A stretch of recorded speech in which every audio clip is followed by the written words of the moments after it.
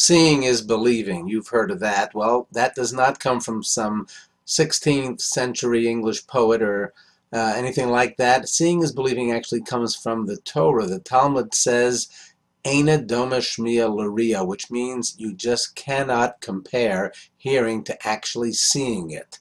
And all of you have heard about Hurricane Sandy and all the destruction, but it doesn't compare to seeing it. I know, you've seen pictures, you've seen newspapers, magazines, internet, TV, whatever you've seen, it doesn't compare to being there. And so, earlier this week, I called up my friend who had been living in Seagate.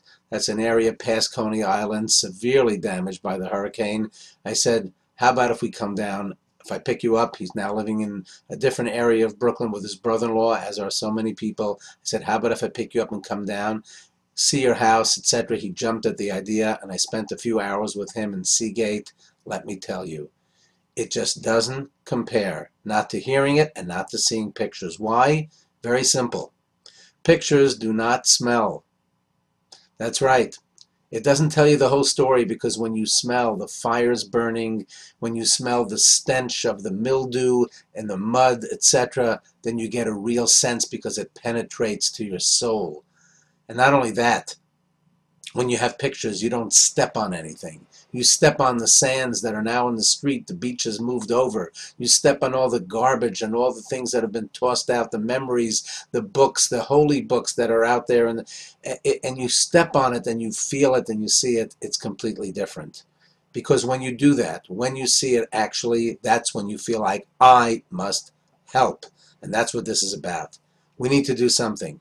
Whatever it is that you can do, if you're nearby, if you're in the area, if you're even close to the area, you think you may take an hour drive, whatever it may be, that's a thing to do. Come down, roll up your sleeves, and just go to one of the ravaged areas. There are so many places that just need help.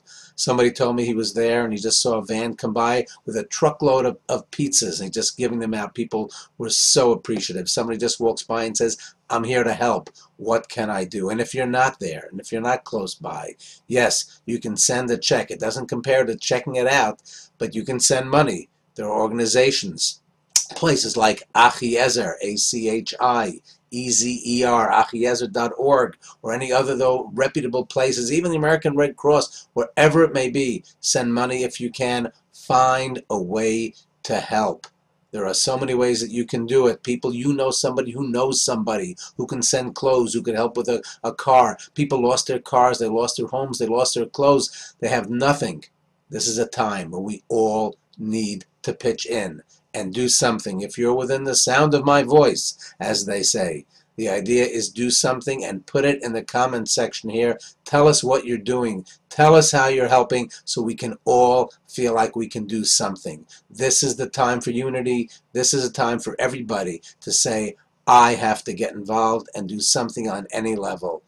Don't turn this off without committing to do something like that. It's not only something to think about. This is really a time to act.